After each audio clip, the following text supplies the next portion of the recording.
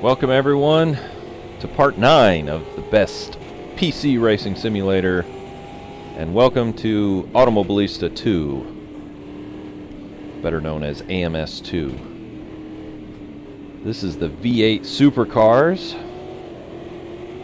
which are very well known part of AMS2, and really are excellent sim racing cars in my opinion.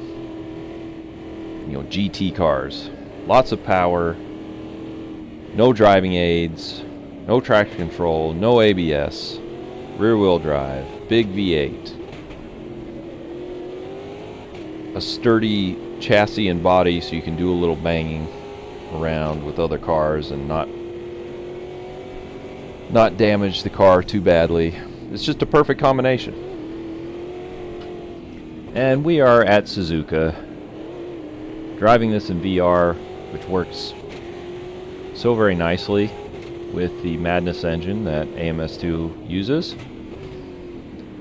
And the game looks really, really good. AMS2 has incredible immersion. Graphically, it looks excellent. But it just does all the right things to immerse you. If you're big on immersion, AMS2 is it. And we're getting to the more modern sims now. AMS2 is 4 years old, so it's been out a little while. But it kind of hits that sweet spot in that it's been developed, for several years now. But it's also modern, has modern graphics engine, and yeah, they've done a great job with it because it runs very good. One thing you'll notice with this game is it's a stark difference in how it drives to many other sims.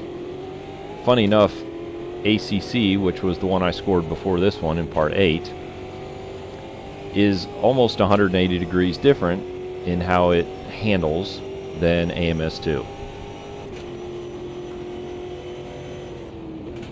And AMS2 is a little unique in its handling and tire model.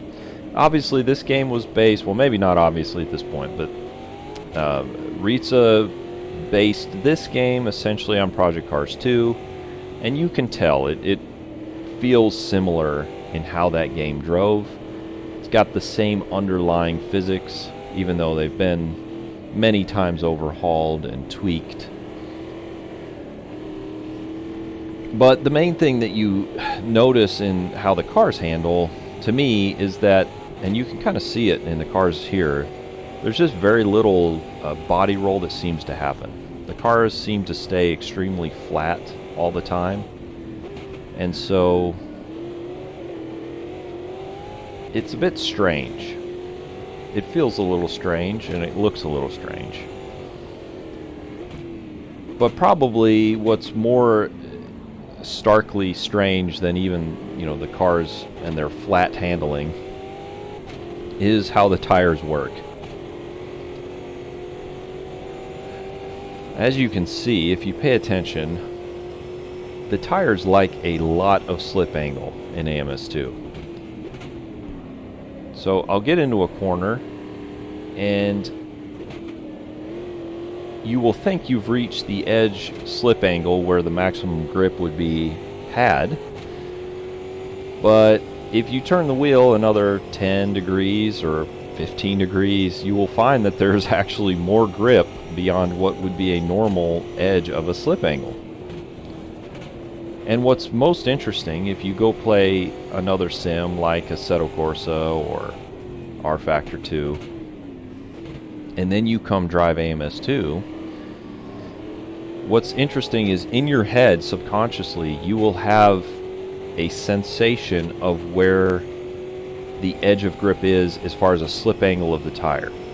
So you will turn the steering wheel a certain amount, and subconsciously it's like your brain kind of knows, alright, this is about as much grip as I can get. If I turn the wheel anymore, I'm not going to gain any more grip. The difference is, in AMS2, if you turn the wheel more, you will get a little additional grip. And it's a very strange feeling. It feels like the cars are sliding all the time, but then also feels like they have almost infinite grip. So you can just continue to turn the wheel and gain more grip, even though the slip angle is well beyond what it should be to allowing the tire to actually grip. And that's kind of the hilarious part about AMS2. It feels a little slow motion, or even like I think someone said driving on snow. It just kind of feels like you're driving on this loose surface that the grip level just doesn't make sense to tarmac. It's quite fun though, because it's so very easy to drive, and you certainly don't have to worry about sharp spins or snap spins happening because the tires just go off a cliff. Because with AMS2, they don't really have a cliff, and I would be very interested to see how the actual slip curve looks in it. Beyond that, the force feedback is amazing in AMS2. Some of the best in all of sim racing. It's also quite customizable, but overall, force feedback is great. And it does communicate what the tire is doing, even though in this case what the tire is doing is some strange behavior. These V8 supercars also sound amazing, and AMS2 has great sounds overall. AMS2 also has a wide range of content. Most of it is DLC that you have to purchase additionally. The base game does come with a good amount of car content and tracks, many of which were there in AMS1 and or Project Cars 2, and these supercars were one of those that were something that were a part of AMS1 as well. But then there's a lot of packs of cars and tracks that you can buy that add on to the plethora of content that AMS2 has. There also are mods for AMS2 as well, so you can certainly go down that path. And there's some good stuff available. The single player and the AI in AMS2 is also really, really good. You'll see here, I actually get passed by the AI a few times. And this is one of the few sims where the AI will actually pass you back. Now, I think there's a little bit of a rubber band effect going on. When you pass a car, it is almost as if they all of a sudden gain speed. This happened almost every time I would pass a car. They would then seem to gain speed and most often try to, put an effort together to pass me back, or maybe pass me back. So I don't know if that's exactly what's happening, but it certainly feels that there is some rubber band effect going on possibly. But hey, I think that's fine, because this is a great experience. You can bump the cars, the AI doesn't freak out. They pass each other. They will pass you. You can adjust their aggression quite a bit. Actually, at low aggression, they're still quite aggressive. And so their overall pace is good as well. So I think the single player experience in AMS2 is top notch. You can build a championship. You can, they have preset championships. There's a lot of different things you can do with that. And of course you can run single races and time trials and all that kind of additional stuff as well. But there you could see the AI actually will fight you pretty good in different parts of the track, and will hold their line and then come back at you. So much tire spin.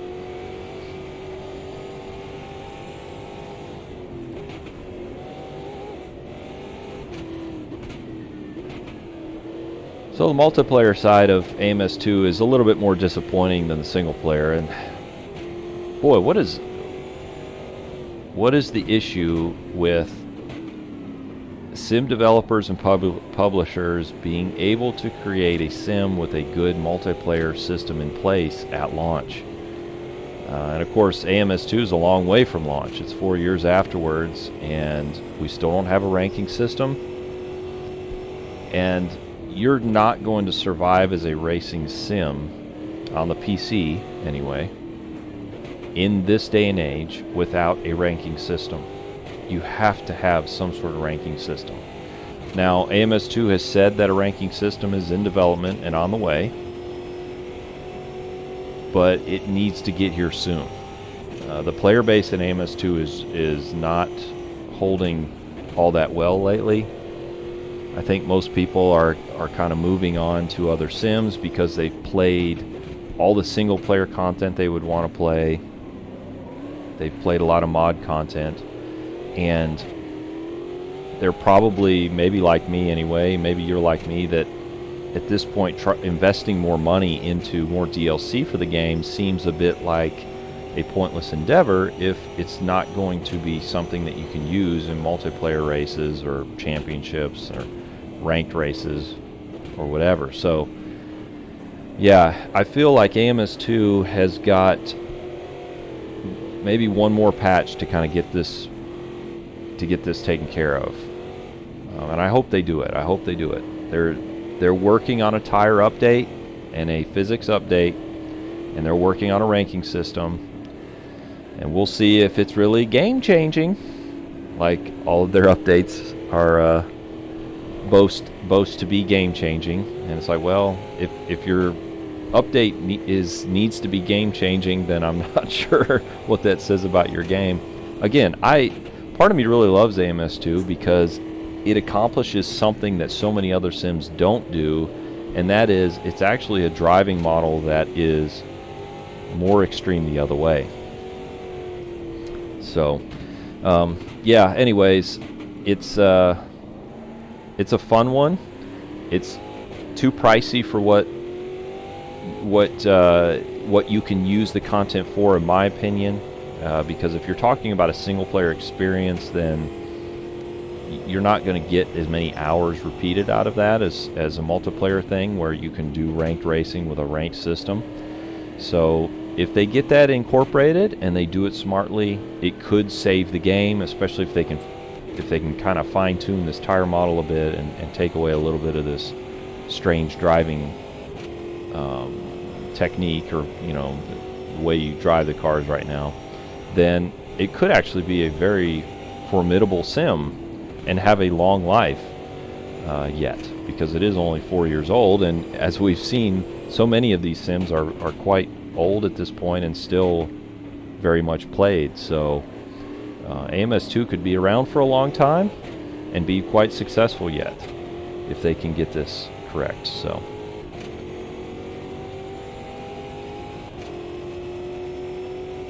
alright, well, there is, the race is over. I think I finished maybe in the top 5. It was a good race, really fun. Anyways, let's move on to scoring AMS2. Alright, on to scoring AMS2. Starting out with graphics, I think AMS2 is amazing graphically. We talked about this in the video. You saw it. The game works really well. It's optimized well. The Madness engine is great. And I would put this right up there with Assetto Corsa. It's a 10 out of 10 graphically. If every sim looked this way and had this level of immersion, we would all be very happy. So, very good graphically. Now, physics-wise.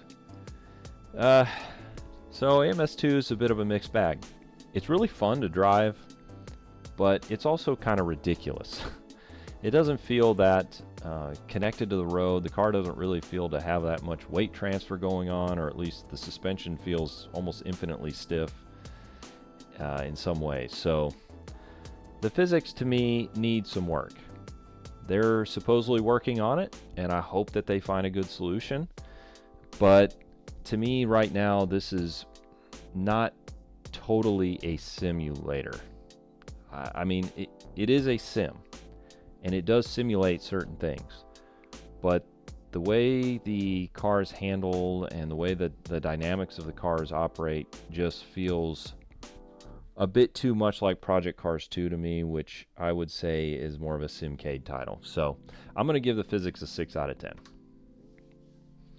Now the tires are somewhat similar in that they are over the top. I talked about how much you can add slip angle to them, and they kind of have this weird feeling of you're driving like on the snow with no grip, but then it almost feels like you also have infinite grip. So they're strange. They're definitely weird, but it's very drivable and it's very fun. So in that sense, I have to give it some score, because I would rather drive AMS2 tires than iRacing tires every day.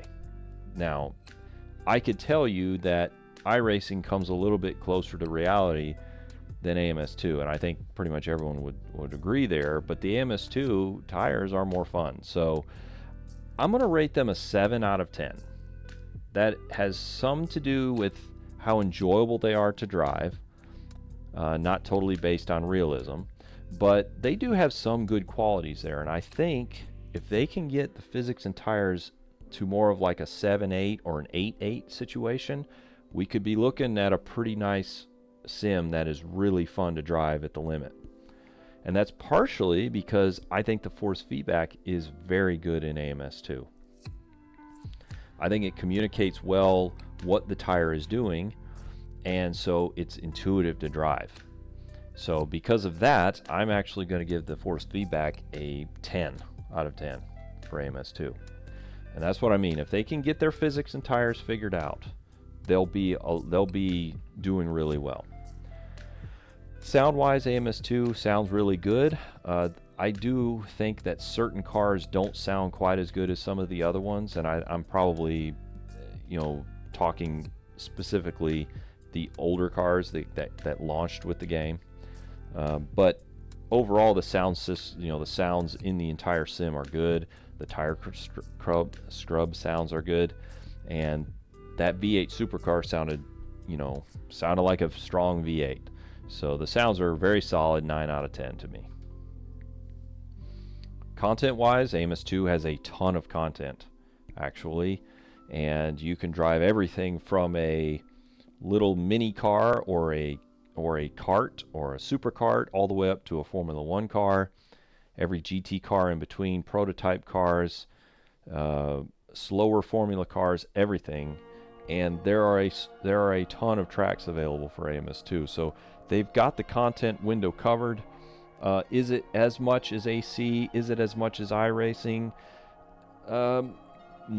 No, I don't think it's quite as much, but I think it's more than Race Room, and it's more than most other sims, even including a lot of those sims, their heavy mod market, so or mod scene. So I think it's not quite a perfect 10, but I'm going to give it a 9 out of 10. It's very close. And again, the single player experience in AMS2 is excellent. The AI is one of the few AIs that will actually pass you back, which is a huge deal, because that usually doesn't happen with AI unless they're just way too fast and they just run away. And they don't do it in really bad ways, like they just knock you off the road or something like some sims do. They actually just find a way to pass you. So you can run championships. There's lots of options within the single player part of AMS2, and they certainly had a strong focus on that, similar to Project Cars 2. Now, it doesn't have quite as much as that, and it's not 100% perfect, because you can't run like a full career, which you kind of miss that with AMS2. But overall, it's very good. I think it's a 9 out of 10 with the AI. The AI is very fun to race. These next two are what's going to hurt AMS2 the most, and that's just because there's just not a whole lot of people playing this online. It's hard to find a server, just an unranked, server within the game that has more than a handful of players at this point. I'm sure there are times when it does. I'm sure there's some leagues using it. I'm sure you can get on at certain times and you'll find more players. It's averaging maybe 500 players on Steam. So it really needs a boost in this area, and that's going to come if they actually make a really good tire model, and if they can fix their tires and physics, and they can push that out to the community and the streamers who are playing other sims and get them in and show them that it works, then I think the player base will come back. I would. But for now, it's just, I'd say, mediocre. It's not great. I'm going to give it a 5 out of 10 because of the next thing, which there is no ranking system, but LFM has announced that they are going to utilize AMS2 and they're going to incorporate AMS2. And so I think with that, it will bring a little bit more player base, and it does give an option for the rank system. Now, because it's not in the game at this point, when I'm scoring this, I'm only going to give it a 2, and I'm just giving it a 2 because it's been announced by LFM. So they are going to do it, but if it was already implemented, it would probably be a 5 like it was for AC. But because it's just been announced, I'm just going to give them a couple points, but we don't know exactly what it's going to look like yet. Cost for AMS2 is not a great. It doesn't do that great in this area. The base game's maybe $40. You can probably get on sale for less than that, but all the content together, I think, was something like $400. It was really expensive. You don't certainly have to buy all of it.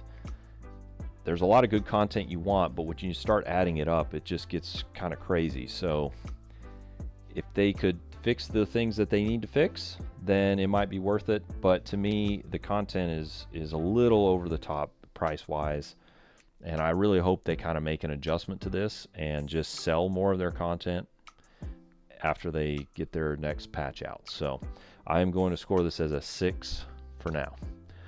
That puts AMS2 at a 73, and there it is. I think there's a lot of potential with it, but they need to get it right because the game's been around for 4 years, and you know, it's kind of coming down to that time where they need to get it. They need to get it settled so they can get people in and invested. So, all right, that is part 9. We will be back next time with part 10 to take a look at EA's WRC, and I hope to see you in that one. Happy sim racing. We'll see y'all later.